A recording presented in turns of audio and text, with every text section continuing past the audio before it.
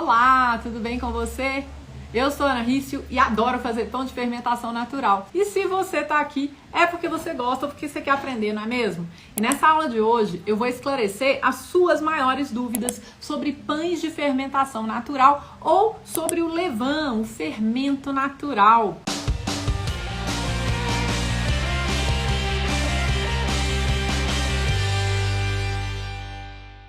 Galera, o negócio é o seguinte, é muito importante que você tenha aí o seu caderno e a sua caneta na mão. Por que, Ana? Por que eu preciso de caderno e caneta na mão? Fala aí, eu tô escutando, tá tudo certo. Quando a gente escreve aquilo que a gente escuta, ajuda a gente a reter aquele conhecimento. E depois a gente pode usar esse conhecimento como referência futura. Então, tudo que eu vou te ensinar aqui hoje, você pode usar como referência lá na frente quando você for colocar a mão na massa. Olha só, uma pergunta aqui, ó. Viajei 15 dias... alimentei o meu levain à noite e ele está bombando. Posso fazer pão? Olha só, essa pergunta é uma pergunta muito importante. Aparentemente, né, a pessoa falou que ela viajou, ficou 15 dias fora, voltou ontem à noite, ela foi lá e alimentou o fermento dela, acordou, hoje ele tá bolhudo. E ela tá perguntando se ela pode fazer pão com ele. Aí você fala assim, se ele tá bolhudo, pode, né? Certo ou errado? O que vocês acham?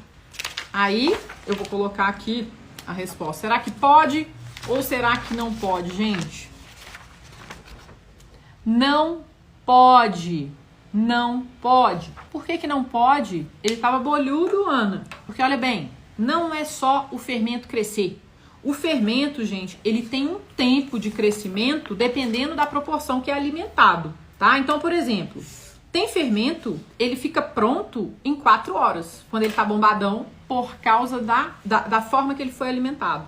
Então ali, ó, se ele demora 4 horas para ficar bolhudão, no pico lá, pronto para fazer pão, se normalmente seu fermento demora 4 horas para chegar aqui, durante a noite um fermento que ficou muito tempo sem ser alimentado, muito provavelmente esse fermento demorou muito mais do que 4 horas. Ele está lento. Só que quando você acordou de manhã, olha que lindo! Ele está bolhudo, ele está no pico, eu posso fazer pão com ele. Muito provavelmente ele está pouco potente, tá? E você nem viu, porque você estava dormindo e você demorou lá 8, 9 horas para chegar e provavelmente ele demorou 8, 9 horas para chegar no pico. Só que você lembra? Tem que saber o tempo do seu fermento. Se o seu fermento demora 4 horas para chegar ao pico de fermentação, que é o ponto máximo, que é o ponto de ebulição, que é o ponto que ele está prontinho para ir para um pão e fazer uma fermentação maravilhosa, se esse mesmo fermento ficou tanto tempo sem ser alimentado e muito provavelmente demorou lá 8 horas para chegar nesse ponto, ele está pouco potente, ele está fraco. Então você não pode simplesmente decidir fazer pão com ele. Na verdade, sim, cara, você até pode, mas você pode correr um risco grande também de você não ter um pão legal. Porque você fez um pão com um fermento pouco potente. Então, assim, olha, vamos fazer assim? Vou te dar aqui na via de regra, tá? Eu não gosto muito de regra, eu gosto de diretrizes e sugestões. Se você ficou mais de 6, 7 dias sem alimentar o seu fermento, ele ficou lá escondidinho na geladeira, uns 7 dias... Então, para você ter bons pães, alimenta seu fermento pelo menos 2 vezes antes de fazer o seu fermento da massa. Ou alimenta ele 3 vezes até ele chegar na forma dele, até ele ficar bombadão, fermentar rápido, chegar no pico ali rápido. E aí você vai ter um pão muito melhor do que se você simplesmente chegar de viagem 15 dias depois de alimentar o seu fermento pela última vez, deixar ele a noite inteira fermentando e fazer pão com ele. Ana, usei farinha velha. Não pode, né? Meu fermento desandou e o pão também. Adorei, adorei. Então, vamos lá, gente. Vamos falar sobre farinha velha. Farinha velha. Pode ou não pode usar farinha velha? Então, pode ou não pode usar farinha velha? Agora eu gostei dessa brincadeira, porque eu adoro fazer o pode ou não pode, né? Aí eu vou colocar aqui. Pode ou não pode usar farinha velha. E eu vou contar pra você. O que eu já aprendi no mundo inteiro sobre isso, né? Eu já estudei nos Estados Unidos, na Europa, na América Latina, com os maiores padeiros que tem no mundo hoje, que são meus ídolos, inclusive, né? Que acabaram virando meus amigos. Então eu estudei com esses caras. E eu fiz questão de fazer essa pergunta para eles. E aí eu tenho a resposta também, inclusive, na minha própria experiência. Então vamos lá. Pode ou não pode usar farinha velha? Olha, pode. Você pode usar farinha velha sim. Agora, o pão da nossa colega desandou. Pão da nossa colega desandou. Então, como que eu posso usar farinha velha para fazer pão? Depende da sua farinha, depende de quão velha é a farinha. Então, assim, e depende de como que você guarda a sua farinha, tá? Se você tá pegando uma farinha de 1 ano de vencida e que ficou lá no calor, ficou lá na umidade, né? Aí eu não recomendo que você use de jeito nenhum, porque essa farinha realmente já passou do ponto total, tá? Mas você tem aí uma farinha que tem 1, 2, 3 meses de vencida, tá num lugar fresco, seco, muito bem embalada, é uma farinha branca, de boa procedência, de boa qualidade. Você tá fazendo pão aí na sua casa para seu consumo próprio, não é nem para vender. Então, você pode usar uma farinha mais velha, sim. E aí você testa. O máximo que vai acontecer é igual a nossa amiga descobriu, que a farinha estava tão velha que desandou o pão. E se é que foi a farinha velha, tá? Porque às vezes não foi, às vezes foi. Se ela tem experiência suficiente para saber que foi realmente a farinha, tudo bem, foi a farinha, mas às vezes foi outra coisa. São muitas as coisas que podem dar um problema no seu fermento ou na sua massa de pão. Mas, por que, gente? Eu quero falar, tem uma frase que é bem interessante para esse caso. Correlação não é causalidade. A minha farinha estava velha, o meu fermento desandou. A minha farinha estava velha, o meu pão desandou.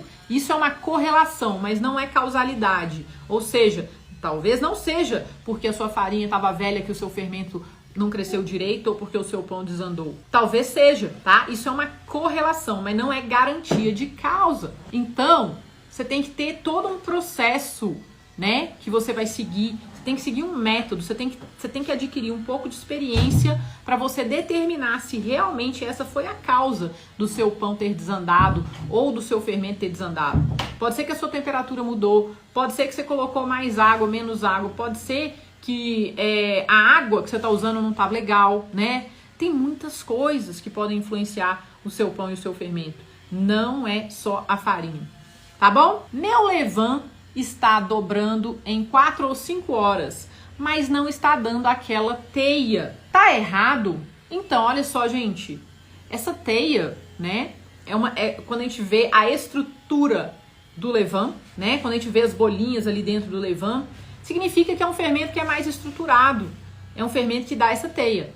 Um fermento mais liquidão, por exemplo, a teia até acontece, mas ela é muito difícil você perceber, porque quando você coloca a colher lá dentro e tira, ele já perde a estrutura porque ele é um fermento mais líquido, tá bom? Então, a teia vai depender da hidratação do seu fermento. E claro, se ele fermentou direitinho e tudo mais. Vai depender da farinha que você usa. Se você está usando uma farinha muito fraca ou uma farinha muito forte, também vai influenciar se vai aparecer a teia ou não vai aparecer. Não importa se apareceu uma teia. O que importa é o seu fermento fermentar no tempo certo, chegar no pico, no ponto máximo de fermentação, num tempo que você já conhece, que é previsível para você. E mais importante, que ele te dê bons pães. E você vai saber lidar com o seu fermento, e aí ele vai te dar bons pães. Porque também não adianta você ganhar um fermento de presente e não saber o que você faz com ele, tá? Agora, essa questão de teia, depende da estrutura da massa do seu fermento. Pra você ver a teia ou pra você não ver a teia. Então tá, então vamos lá. Vou para a próxima pergunta. Você já usou ou tem alguma opinião sobre o levain feito com fruta? Então, vamos lá. Eu já usei sim fermento feito com água de fruta. Gente, não muda muita coisa no pão lá no final, depois que o fermento tá maduro, depois que você cuida dele e tudo, é tudo a mesma coisa. O fermento feito com água de fruta, se você não souber fazer, você corre um risco dele estragar mais fácil, dele mofar, dele não ficar legal. Ele também forma muito gás, muito rápido. Então pode ser que exploda a garrafa que você está fazendo ou o pote que você está fazendo. Existe uma forma um pouco diferente de fazer o fermento com água de fruta. Eu não recomendo, eu acho desnecessário. Inclusive, né, eu já estudei isso no mundo inteiro. Já fiz fermento com padeiros muito experientes do mundo inteiro. E a galera que é muito experiente, é aquela história, gente, farinha e água e conhecimento. É assim que você cria um fermento do zero. Com farinha, com água e com conhecimento, entendimento do processo. Não precisa fazer fermento com água de fruta com mel, com suco de cana, com nada disso, tá? Você consegue ter um fermento maravilhoso nas suas mãos em alguns dias, usando farinha, água e conhecimento. Por que você descarta quase todo o seu fermento? Essa é uma ótima pergunta. Outro dia eu mostrei eu alimentando o meu fermento, o Slow, né? E eu tirei um montão dele do potinho, descartei e aí eu fui lá e coloquei água, alimentei com farinha e tudo mais. E aí, galera começou a mandar mensagem no privado. Ana, você tirou um monte do seu fermento, por que você fez isso? Então, eu não faço isso sempre. Quando eu tiro a maior parte do fermento, deixo só um pouquinho mesmo, é porque eu não quero gastar muita água e muita farinha, porque eu estou apenas fortalecendo o meu fermento para mantê-lo em temperatura ambiente, fazendo alimentações com pouquinha farinha, pouquinha água e pouquinha isca, tá? Porque se eu coloco muito fermento, eu vou precisar de muita farinha e de muita água, é simples assim, tá bom? Então, quando eu não quero ter muito fermento, eu uso muito pouca isca, muito pouca água e muito pouca farinha. Se eu quero muito fermento, aí eu uso muita isca, muita água e muita farinha. Por exemplo, quando eu vou fazer muito pão, eu que decido. E quando eu alimentei o fermento e tirei quase todo e descartei, é porque ele ia passar a noite fermentando. Então eu queria uma isca bem pequenininha. É isso, é só isso, tá bom? Eu também gosto sempre de descartar um pouquinho do fermento. Quando eu descarto, eu faço um backup na geladeira. Se o pote que eu estou usando em temperatura ambiente cair no chão e quebrar, eu tenho backup na geladeira. Isso já aconteceu, tá? Isso acontece com os meus alunos todos os dias. Ele fala, meu fermento caiu no chão e quebrou. Você tinha backup na geladeira? Então, é por isso que a gente tem que fazer sempre um descarte do nosso fermento, mesmo que seja um pequeno descarte, para garantir que a gente tem um backup na geladeira, caso aconteça alguma coisa com o fermento que está em temperatura ambiente. Alguém jogar fora, sei lá, né, gente? Tudo pode acontecer, tá bom? A fermentação é para eliminar o glúten. A fermentação natural vai reduzir o teor de glúten dependendo do tempo que a sua massa fermentar. Se você fizer, especialmente se você fizer uma fermentação longa, né, inclusive fazer um pouco dessa fermentação na geladeira, você vai, além de trazer uma série de benefícios para sua massa de pão, você vai sim, né, ter uma quebra, uma redução do teor de glúten da massa do pão. Mas eu não vou te falar que ele vai ser 100% sem glúten. Apesar de que, óbvio, que se você deixar uma massa fermentar indefinidamente, naturalmente, com muito tempo, muitas e muitas horas, ela vai ficar um líquido e o glúten vai ter saído daquela massa. Ele vai ter sido quebrado por muito tempo de fermentação. Mas aí você também não vai conseguir fazer nada com essa massa. Então, fato é que está sendo comprovado por estudos científicos no mundo inteiro que quanto mais tempo a gente fermenta uma massa de pão de fermentação natural dentro de um parâmetro que dê para ele continuar mantendo a sua forma, menor vai ser o teor de glúten desse pão. Mais digerível esse pão será.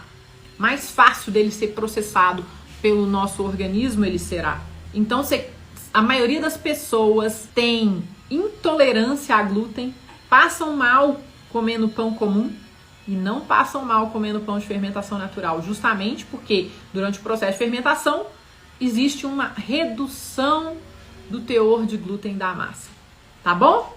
Mas o objetivo da fermentação é muito maior que esse, tá? Então, assim, hoje eu não vou falar de todos os benefícios da fermentação natural, não tem como, mas um deles é reduzir o teor de glúten do pão e fazer esse pão mais fácil de digerir. Muito legal, né? Qual o tempo máximo que pode se fazer uma autólise? Vamos lá, o que é autólise? Primeiro, o que é autólise? Autólise é a hidratação da farinha com água. O que a gente faz? A gente coloca a farinha, coloca a água, mistura assim grosseiramente, deixa um tempo e depois desse tempo vai haver a hidratação da farinha e o início da formação do glúten, né? Que vai criar a rede que vai dar sustentação aos gases produzidos durante a fermentação. Então a autólise, uma das razões de existir da autólise é acelerar, né, essa produção do glúten, né? ajudar já a adiantar o serviço. Para quê? Para até diminuir tempo de sova, tirar a necessidade da sova, por exemplo, né? Enfim, a autólise tem uma série de benefícios, não são só esses, mas esses são alguns desses benefícios da autólise. Tempo máximo de autólise. Eu não gosto de fazer autólise muito longa.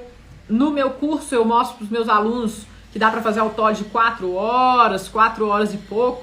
Mostro e provo que dá para fazer, mas não é necessário. Você pode fazer autólise a partir de 30 minutos, você já tem bons resultados, tá? Não precisa deixar uma massa durante 10 horas, 12 horas em autólise antes de colocar fermento, antes de colocar os ingredientes. Na verdade, uma autólise extremamente longa pode atrapalhar a elasticidade da sua massa. Aí você vai falar, o que é elasticidade, Ana? Elasticidade é a capacidade que a sua massa tem de segurar a sua forma. Quando você deixa a massa muito tempo em autólise, as enzimas começam a atuar naquela massa, existe uma quebra de estrutura, vamos dizer assim, da massa, a massa fica mais extensível, tá? Ela estica e não volta mais. Quanto mais tempo de autólise você fizer, mais extensível vai ser a sua massa e vai chegar num ponto que ela não vai manter mais a sua forma. Então assim, você vai acontecer uma série de reações ali dentro daquela massa que são desnecessárias num tempo muito grande de autólise. Basicamente é isso. Então, começa fazendo uma autólise curta, meia hora, 1 hora, né? Eu ensino para os meus alunos a fazer uma autólise de 4 horas lá dentro do meu curso, mas é porque lá dentro eu ensino para eles tudo nos mínimos detalhes. Em temperatura controlada, né? Uma receita que funciona, com uma farinha específica. Então, assim, para eles estudarem essa autólise. Mas se você tá aí, né, começando agora, às vezes você nem precisa fazer autólise se você não quiser, para começar. É só isso que eu quero te falar. Meia hora de autólise é suficiente. Esse negócio de ficar fazendo autólise aí de 2 horas, de 3, de 4, de 12, desnecessário fazer autólise de 12 horas, tá? E eu já ouvi falar de muita gente promovendo isso, falando, tem que fazer autólise de 12 horas, não sei o que. Não precisa. Não precisa. A partir de 30 minutos você já tem resultado da autólise. Tá bom? Olha só, muito legal essa pergunta aqui, olha só. Ana, por que às vezes a massa do pão fica muito mole após as 12 horas de descanso na geladeira antes do forno? Olha que pergunta boa. Muito provavelmente porque a sua massa está fermentando demais. Muito provavelmente. Muito provavelmente a sua geladeira talvez seja quente, tá? Então, porque tem geladeira mais para fria, tem geladeira mais para quente, não é mesmo? Então, se a sua geladeira tiver mais de 4 graus, se ela tiver lá nos 5 graus, né? Até 7 graus, porque aí é um limite da geladeira também, sua massa vai continuar fermentando. E quanto mais a sua massa fermentar, mais ela vai perder estrutura, tá? E quando ela perde estrutura, ela fica mole. Igual quando a gente mistura o nosso fermento ali, antes dele fermentar, que ele tá durinho, e aí ele fermenta um tempão. E quando ele fermenta um tempão, ele fica mais mole. Fermentação é a mesma coisa. Quanto mais sua massa fermentar, mais molinha ela vai ficar. Se ela fermentar demais, ela vai ficar muito mole. Então você tem que olhar a temperatura da sua geladeira, primeira coisa. E você também tem que olhar se a sua massa já entrou na geladeira muito fermentada. Por isso que você precisa ter conhecimento. Por isso que você precisa ter um método, por isso que receita não te ensina a fazer pão. Nenhuma receita vai te dar todos esses porquês, nenhuma receita vai te dar um entendimento, né, do que acontece durante um processo de feitura de um pão, tá? E é por isso que você tá aqui também, né? Porque aí você vai aprender os porquês, você vai aprender a pensar pão, que é o que eu falo, né? E aí você vai conseguir melhorar a qualidade dos seus pães com esse conhecimento, tá bom? Mas então, já que você falou aí de geladeira, né? Por que 12 horas depois a massa fica muito mole? Muito provavelmente sua geladeira tá quente, sua massa tá fermentando demais. Vambora para mais uma pergunta. Eita, nós! Vamos ver. Aí, vamos lá. O que fazer quando o seu pão fica molengo? O que fazer quando o seu pão fica molengo? Adorei. Primeira coisa que você vai fazer, não joga massa fora. Nunca jogue massa fora. Segunda coisa que você vai fazer, se ele tiver muito molengo, você vai colocar esse pão numa forma. Pode ser uma forma de bolo, se você não tiver forma de pão na sua casa. Pode ser uma forma de pão. né? Pode ser numa forma de bolo inglês ou numa forma com bolo com furo no meio, que o pão fica maravilhoso, né? Você pode fazer também num tabuleiro, coloca no tabuleiro, aí você coloca lá tomatinho, alecrim, joga um azeite, joga um salzinho, faz uma focaccia dessa massa, mas não joga a massa fora. Isso é ponto número 1, tá? E o ponto número 2, você vai aprender. Você vai refletir por que você deixou o seu pão ficar molengo. Por que seu pão ficou molengo? Eu não sei. Eu não sei o processo que você usou, eu não sei a temperatura de fermentação da sua massa, eu não sei o tempo que você fermentou, eu não sei que tipo de receita você está usando, você está pegando uma receita aleatória na internet, se você realmente, se você é meu aluno e está usando receita do curso, porque se você for meu aluno e está lá no meu curso, então é muito mais fácil. Você vai voltar e ver tudo que eu fiz de novo, ver as suas anotações, porque eu ensino vocês a anotar, inclusive a gente tem, né? Uma tabela para você anotar tudo igual eu faço, e aí você vai refletir sobre o que você fez, comparar com o que eu fiz, e aí você vai falar, olha aqui, ó, quando a Ana fez isso, eu fiz aquilo. Você vai começar a aprender os porquês. Mas se você tá aí aleatoriamente na internet, muito bom você estar aqui comigo, né? Procura anotar os seus passos, aprenda, tá? Aprenda com os seus erros, para você, da próxima vez, evitar os mesmos erros. A gente aprende, gente, não é só acertando. A gente aprende errando também. Mas quando a gente erra muitas vezes a mesma coisa e não sabe por que a gente está errando, não tem como a gente corrigir o nosso erro. E por isso que a gente precisa adquirir conhecimento. Nós, quando a gente nasceu, a gente aprendeu a andar vendo as pessoas andando e tendo os nossos pais ou os nossos cuidadores nos ensinando a andar. Né? A gente aprendeu a falar porque a gente escutou a galera conversando, né? A minha filha, por exemplo, né, a Nina, quando a gente morava nos Estados Unidos, ela nasceu nos Estados Unidos. E aí, ela tava lá começando a falar já, bonitinha demais. E aí, quando a gente veio pro Brasil, foi antes dela fazer 2 anos. A gente veio pro Brasil, ela já falava um monte de coisa, né? Ela falava comigo uma palavrinha ou outra em português, mas a língua mãe dela lá era inglês, porque a gente convivia com muitas pessoas que falavam inglês. Então ela estava começando a falar em inglês. Daí a gente veio pro Brasil e ela começou a pedir as coisas para as pessoas em inglês e ninguém entendia nada que ela falava. O que aconteceu? Ela parou de falar. Ela ficou muda. Ela não falava, ela só apontava e pedia as coisas por gesto durante meses. E eu entendi que ela estava fazendo o quê? Ela estava aprendendo a falar português antes mesmo de começar a falar, porque ela estava escutando as pessoas falando e absorvendo aquilo, né? A gente não aprende nada sozinho, é isso que eu quero dizer. A gente aprende com pessoas e a gente acelera o nosso aprendizado quando a gente aprende com quem sabe. Então, gente, a gente junto aqui aprende muito mais rápido. Se você tá errando e não sabe por quê, você precisa estudar mais, você precisa se capacitar para você aprender com os seus erros. E isso é em tudo na vida, tá? Não é só no pão, não. Eu sou totalmente a favor da busca do conhecimento. Nós estamos aqui em evolução, nós somos seres que estamos aqui nesse planeta, né, nessa passagem pela Terra, para a gente evoluir como pessoa, como ser humano, como profissional. E por isso a gente tem que estudar todos os dias. No pão não é diferente, não tem receita milagrosa. Tem amor, tem dedicação, tem capacitação, tem teste. É assim que a gente evolui. É assim que a gente chega no pão dos nossos sonhos. É assim que a gente realiza os nossos sonhos, qualquer sonho seja esse. Depende de quem? Da gente. Se você é minha aluna, se você é meu aluno, eu falo pra você, né? Você tá meio caminho andado do pão dos seus sonhos. Mas você tem que fazer a sua parte. Deus falou, faça a sua parte que eu farei a minha. Não foi? Se a gente ficar esperando o favor de Deus e não fizer a nossa parte, nada vai acontecer.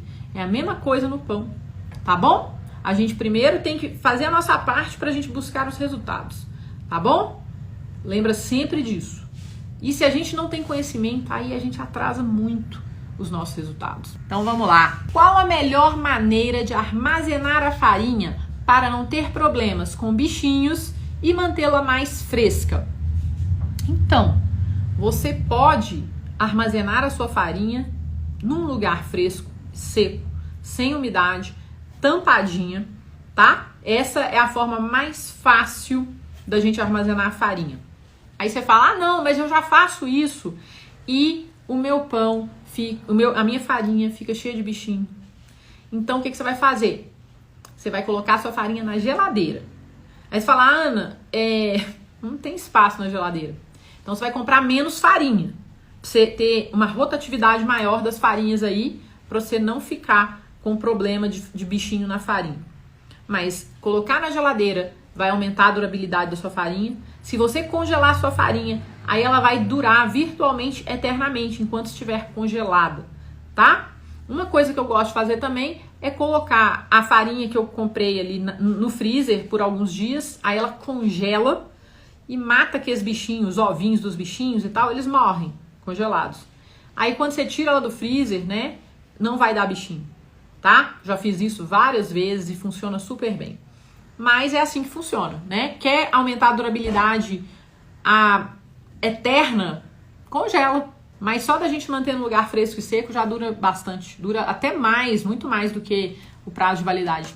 Ou então para de comprar muita farinha e não usar. Ou então vai fazer mais pão. Tá? Meu pão não tem salto de forno. Uso farinha forte, da marca Caputo, e o meu fermento é forte também. O que é salto de forno? Salto de forno é crescimento no forno, né? Essa pergunta é muito boa, por quê? Porque um dos grandes mitos da panificação é que a gente tem que usar farinha forte para fazer um bom pão, né? E essa pergunta já quebra, arrasa, aniquila com esse mito. Não é a farinha forte que vai te dar um bom pão, um pão de bom crescimento, um pão que fica leve, crocante, delicioso, lindo. Não é a farinha forte. É você saber usar essa farinha, né? Se o seu pão não tá crescendo no forno, não tá tendo salto de forno, mesmo você usando uma farinha super forte e muito boa, como a Caputo é uma farinha muito boa, né? Você tá com um problema aí de técnica, né? Você tá com um problema no processo de fazer o seu pão, que pode vir desde a mistura até a hora de assar. E aí você que vai precisar analisar aonde que os erros estão sendo cometidos, tá? Se você faz um processo da forma correta, a maior tendência é o seu pão ficar ótimo, tá? Mas se você erra no meio do processo ou em várias etapas do processo, você pode estar usando a melhor farinha do mundo, que o seu pão não vai ficar bom. Você pode ter o melhor forno que existe na história, que o seu pão não vai ficar bom, porque você errou no caminho, tá? Normalmente não é nenhum erro, são vários, tá? Vamos lá.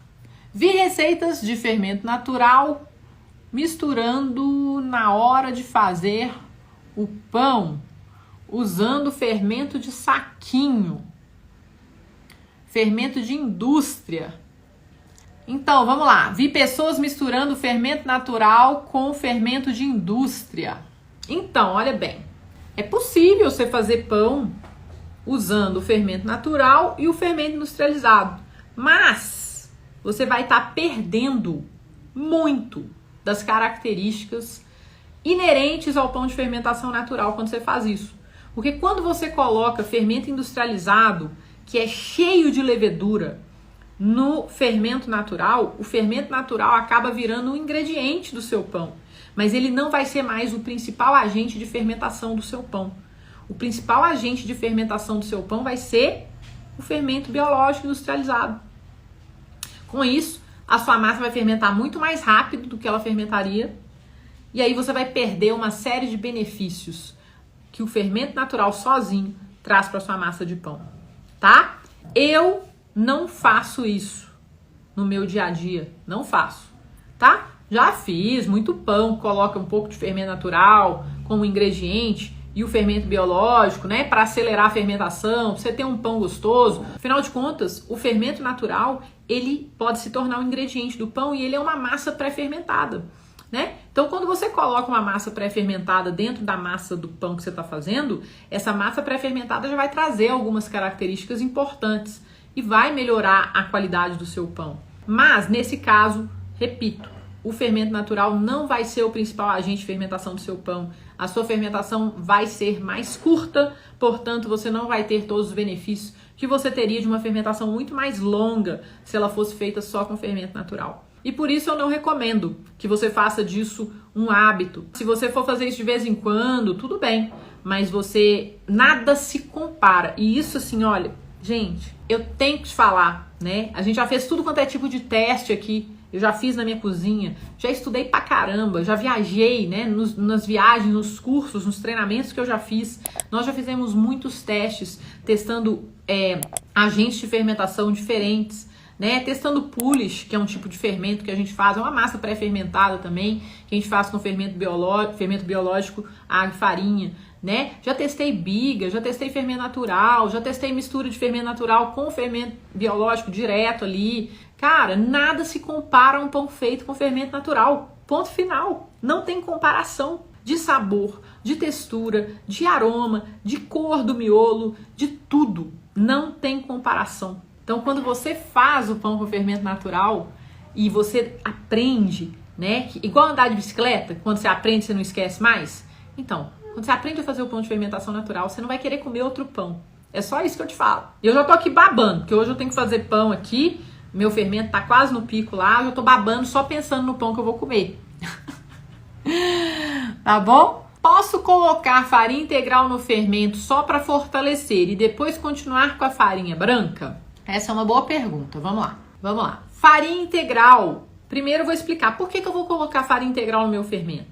A farinha integral tende a ter mais nutrientes que a farinha branca. Tende não, ela tem mais nutrientes que a farinha branca, porque ela tem a casca. As farinhas integrais boas também têm o germe do trigo. Então elas têm muito mais nutrientes do que a farinha branca. Com isso, ela ajuda na fermentação, tanto do fermento quanto do pão. Se o seu fermento está fraco, uma das coisas que você pode fazer é colocar um pouco de farinha integral, né? Mas o que eu faria, né?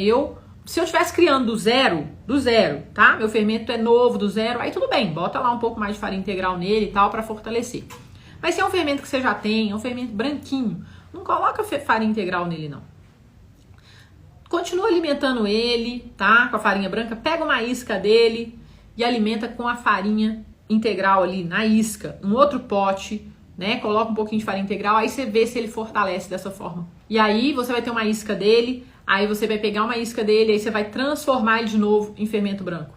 E aí quando ele ficar branco de novo, aí ele tá branquinho de novo, você vai lá e substitui o seu branco antigo, tá? Mas por quê? Porque isso é um processo que demora alguns dias, né? Então assim, sinceramente, não é só a farinha que faz o seu fermento ficar forte ou fraco, tá? A farinha é uma das coisas que faz o seu fermento ficar forte ou fraco. A gente tem outros fatores que afetam o fermento, então é importante você observar os outros também. Uso 6 panelas de ferro e os pães estão lindos. Compensa investir num forno tipo Hofco? Então, você tá perguntando uma pessoa que tem um Hofco, né? Então, olha só. Eu tenho um forno Hofco, adoro o Hofco, recomendo o Hofco, mas vai depender muito de você.